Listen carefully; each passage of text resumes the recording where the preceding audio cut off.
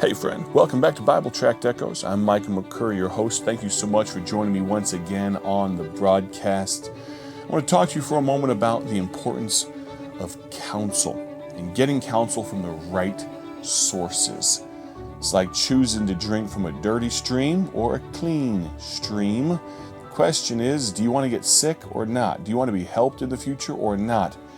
I'm so thankful for this series of messages. I preached them at my home church not long ago, and some dear folks told me they were a help, and I thought I might share them on the radio broadcast here on Bible Tract Echoes.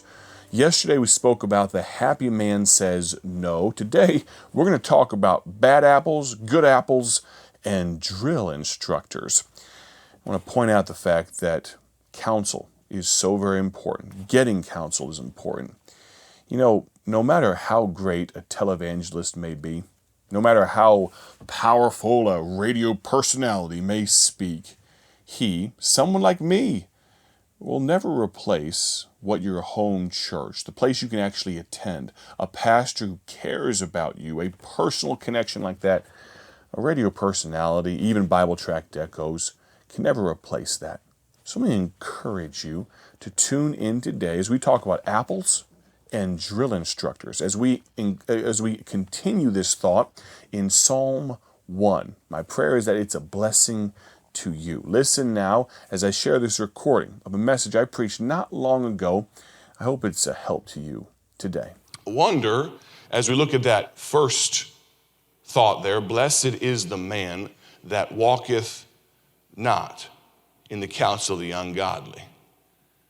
You know, counsel is the advice and it's the worldview of others. We know Proverbs 11:14, where no counsel is, the people fall, but in the multitude of counselors there is safety. In Proverbs 12:15, you're gonna see here, a lot of this is gonna come from Proverbs, but the way of a fool is right in his own eyes, but he that hearkeneth unto counsel is wise. Proverbs 25, one of my favorite verses, counsel in the heart of man is like deep water, but a man of understanding will draw it out. May I tell you, friend, especially young men, young women, but I also realize that these devices are not just addictive for my generation. Scrolling is not seeking counsel. But you don't understand. I'm learning how to rebuild a car. I'm learning how to, whatever it may be. Friend, you know as well as I, there's a lot more filth on that than there is good. And the algorithm does a really good job of feeding you exactly what your flesh wants. Walketh not in the counsel of the ungodly, nor standeth in the way of sinners, nor sitteth in the seat of the scornful. You could say walk. It's a casual agreement. We're just walking along beside each other. A stand, a considered alignment, like you chose to be there and sit. Maybe that's a committed allegiance. You could say that there's a downward spiral that we see here in Psalm 1. Nor standeth in the way of sinners. See, this is no longer casual exposure. It's deliberate attention. You've stopped moving. You're giving ear. They have your interest. Proverbs 4:14 says, enter not into the path of the wicked, and go not in the way of evil men. Avoid it, pass not by it, turn from it, and pass away. You think of Joseph in Scripture. He didn't stand with Potiphar's wife too long, did he? He didn't have a choice in the fact that he had to occupy that house in some form or fashion. He had to walk. He was the major domo. He was the manager of the place. He was the chief administrator. He had to walk through there on occasion. There were things he had to do. But when she threw herself at him, he didn't stand around to see where this was going. He ran the other direction. He that walketh with wise men shall be wise. We see here, nor standeth in the way of sinners. It's worth noting the man that we're talking about here would not be just walking past sin. He's now standing in it. He's loitering. He's lingering. But let's be careful not to misapply this when we think about the happy man says no. Evangelism versus influence. You ever heard someone try to make excuse for why they do what they do? Well, I'm just going to go down to the bar because I'm going to witness to the guys there. Well, you've had a history of problems with alcohol. Maybe witnessing in the bar isn't the best place for you, right? But let's talk about evangelism versus influence for just a moment here. if you are witnessing to others, what this church does Saturday after Saturday and Tuesdays with the ladies and a big day outreach and all that, when you go to a neighborhood and you knock on a door and you can smell the skunk inside, are you walking with the ungodly? Are you standing in the way of sinners? Well, you think about, we talk about, you put a good apple in with a bunch of bad apples. The good apple doesn't make the bad apples good, right? We understand that. But that application applies to a passive interaction. If you are just going with the flow, you're absolutely right. One bad apple in a bunch is going to make the rest of them bad. But let's flip that. Brother Todd, you were in boot camp some years ago. They had a bunch of gentlemen, maybe some of them were knuckleheads, that poured off of a bus, standing, I don't know if it's a Marine thing or an Army thing, standing on, yellow footprints or whatever it may be, and there were some drill instructors. And I don't know what the ratio was, but there was probably one drill instructor for every 5, 10, 15, 20, however many it was. But there were definitely more recruits than there were drill instructors. And you know what? The Army does not anticipate, the Marine Corps does not anticipate that the recruits are going to drag the drill instructors down to their level of incompetence, do they? They're not too worried about those guys with the flat brims and the loud voices making fatal errors and becoming just like those raw recruits. No. Those drill instructors, the DI, drill instructor, they, by force of persuasion and or corporal punishment, I'm not sure which, they drag those recruits up to a standard. And I've heard Brother Todd talk about breaking us down to build us back up. What a great illustration of what the Bible does to us. But the difference is those drill instructors aren't very passive, are they? We have an opportunity to go into a lost and dying world, and you're not misapplying this verse right here. Blessed is the man that walketh not in the counsel of the ungodly, nor standeth in the way of sinners. The fact that you stand across from someone that smells so strongly of whatever the substance may be and stumbles out at 11 o'clock on a Saturday morning, and they went to sleep at 3 o'clock in the morning from a bender on Friday night, that doesn't mean you're standing in the way of sinners. You're trying to pull them away from the way of sinners. This is a offensive purpose. As we talked about this morning, this is not defensive, this is offensive. Romans 12:21, be not overcome of evil, but overcome evil with good. And then James 4:17, therefore to him that knoweth to do good and doeth it not, to him it is sin. God doesn't just bless separation, he blesses obedience. And sometimes we have to be in the world but not of the world to obey God. Nor sitteth in the seat of the scornful. Now we see the third and final ascent. Not waiting, not even standing, sitting, settled, stationary, surrendered.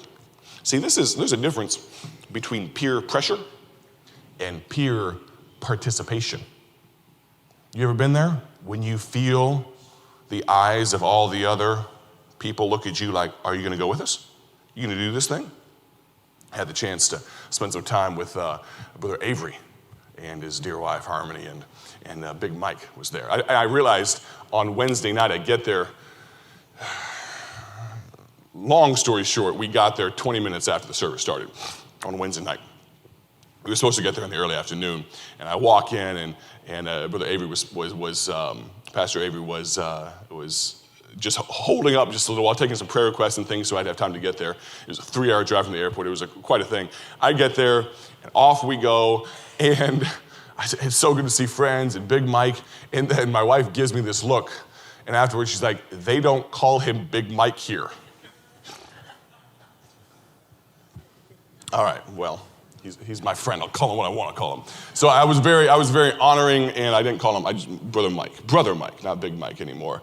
But he was telling me some stories about Bible college.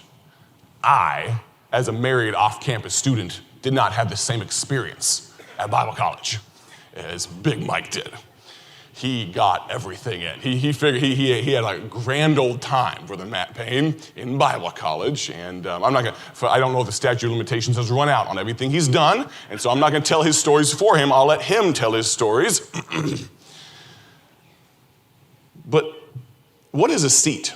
Sitteth in the seat of the scornful. Commentators vary, but one said, the scornful are those who mock at religion, who deride the truths of God, who make, get this, light of sin. Sitting indicates a settled condition. He's at home with them, this man who sits with the scornful. Matthew Henry said the seat of the scornful denotes a proud and presuming spirit. They're not just sinners, they're scoffers. Another commentator said a progression from indecision to complete apostasy is what we see in this verse here. But we're going to come back to that thought about making light of sin. Historically, the seat or gate of a city often referred to positions of influence or governance or teaching in Ruth 1 and Proverbs 31:23. So this man potentially has not just accepted sin, he's adopted its worldview. But let's talk about something where maybe the enemy's greatest tool to get us to adopt the world view of the world. What's more scornful than the average doom scroll session that we spend on social media? You want to talk about making light of sin?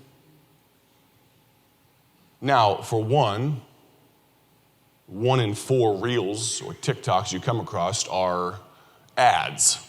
And you know what you're doing? You're filling someone's piggy bank when you watch those, even if you scroll right past them.